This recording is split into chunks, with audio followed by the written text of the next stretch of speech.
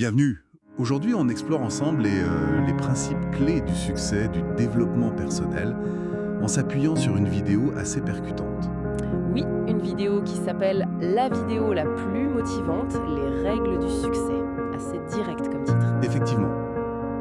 L'objectif, c'est vraiment de décortiquer ça, de voir ce qu'on peut en tirer de concret pour atteindre ses buts, mais sans perdre l'équilibre non plus. C'est ça. Extraire les leçons essentielles qu'elle propose. Et la vidéo démarre fort. Et elle dit que le succès, c'est pas une question de chance. C'est plutôt le résultat de choix, d'une certaine attitude. Il y a un point qui m'a tout de suite accroché. L'idée que notre environnement, les 5 ou 10 personnes qu'on voit le plus souvent, Ah oui, ça. eh bien, elles auraient un impact direct sur nos propres projets, sur notre trajectoire. C'est fascinant ça, que nos fréquentations puissent déterminer activement où on va. C'est puissant comme idée. Carrément.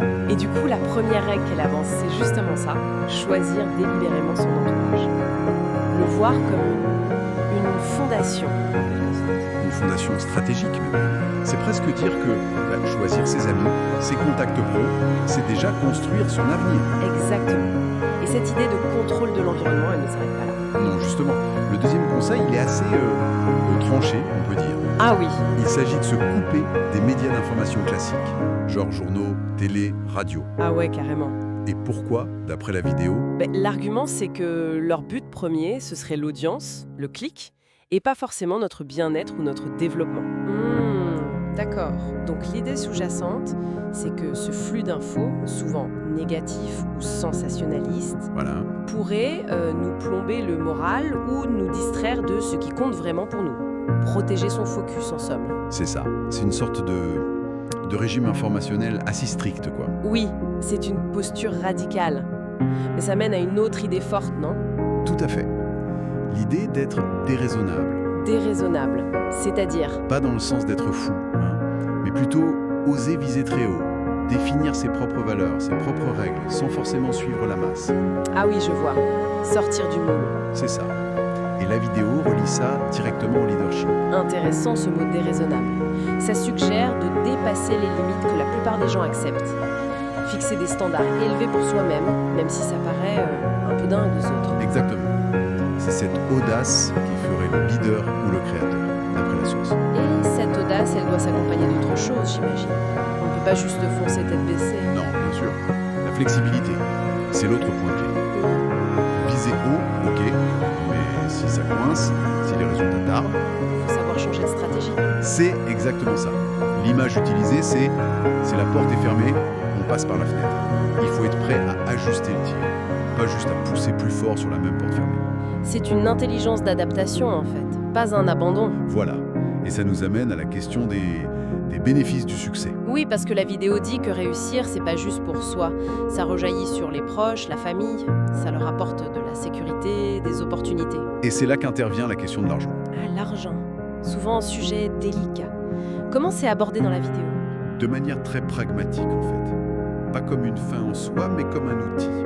Un outil pour quoi faire ? Pour gagner en liberté, la liberté de choisir, pour sa santé, l'éducation des enfants, soutenir des causes. D'accord. Un moyen d'avoir plus de contrôle sur sa vie et d'avoir un impact. Exactement. La vidéo dit même que l'argent, ça règle pas tout, mais ça peut au moins arrêter d'être un problème.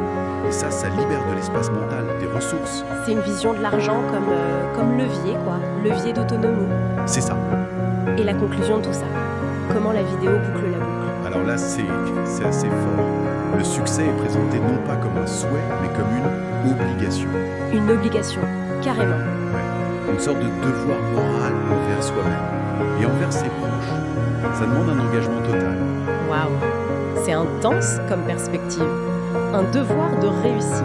Donc si on résume, on a l'importance de bien choisir son cercle, de filtrer l'info qu'on consomme, l'audace d'être déraisonnable, de fixer ses propres règles. La flexibilité pour s'adapter. Oui.